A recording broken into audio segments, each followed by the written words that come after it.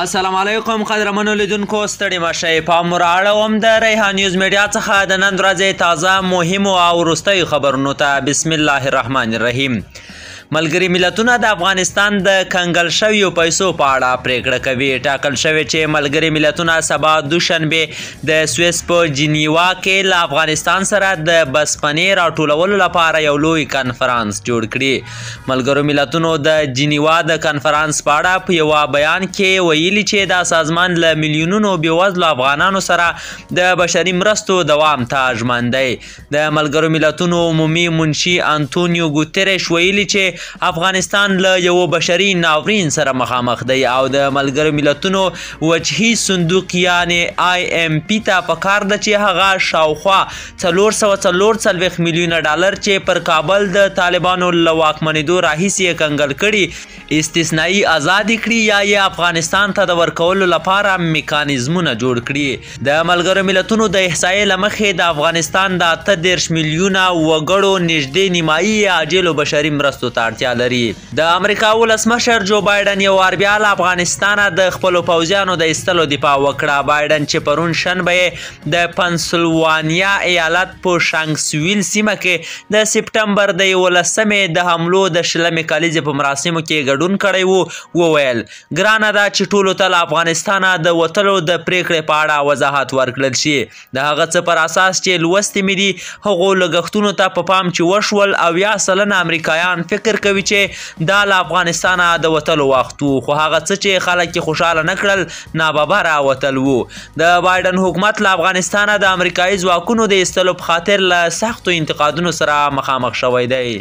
د فرانسې د بهرنیو چارو وزیر قطر ته ځي. د فرانسې د بهرنیو چارو وزیر نن قطر ته ځي چې د دغه هیواد له چارواکو سره له افغانستانه د پاتې فرانسوي وګړو د ایستلو په اړه خبرې وکړي.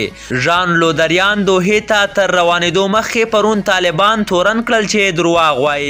د په وینا طالبانو ویلي و چې پراخ بنسټه حکومت به جوړوي او بهرنیان او افغانان به پرېږدي چې له افغانستانه ووځي خو دا ژمنې یې عملي نه کړې. د فرانسې د بهرنیو چارو وزیر وویل چې د طالبانو حکومت به په رسمیت ونه پیژني او اړیکې به ورسره ټینګې نه کړي.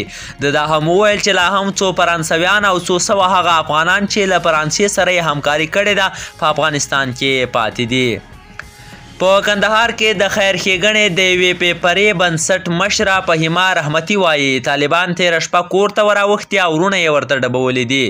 هغې په یوه ویډیویي پیغام کې چې بېلابېلو رسنیو خپور کړی په ژړغوني انداز د هغې صحنې جریان بیان کړی.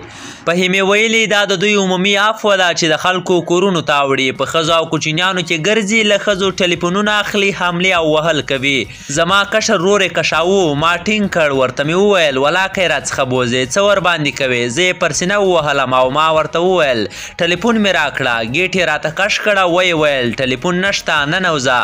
فهیمه رحمتي چې روغتیا پاله هم ده تېره میاشت د جګړې په شرایطو کې له بېوزلو کورنیو سره د بسپنې په ټولولو کې مهم رول لري. په کندهار کې د طالبانو د اطلاعاتو عامر رحمت الله نړیوال بیا ادعا کوي چې د کور کې د پخواني حکومت استخباراتو وسلوال موجود وو چې د طالبانو له ورتګ سره سم ډزې شوي او طالبان د هغوی د نیولو لپاره لاس په کار شوي دي. میرمن رحمتي بیا دغه ادعا رد کړې ده.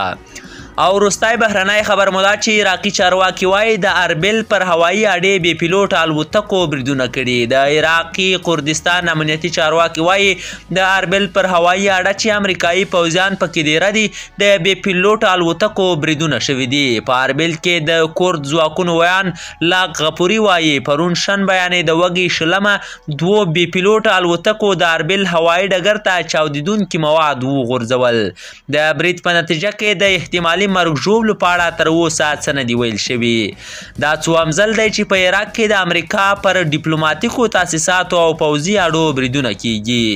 د پرونۍ حملې مسؤلیت تر اوسه چا په غاړه نه دی اخیستی خو امریکا د ایران له ملاتړه برخمن یاغیان د دې پیښې مسؤل بولي. ایران تر اوسه په دې اړه څه نه دي ویلي.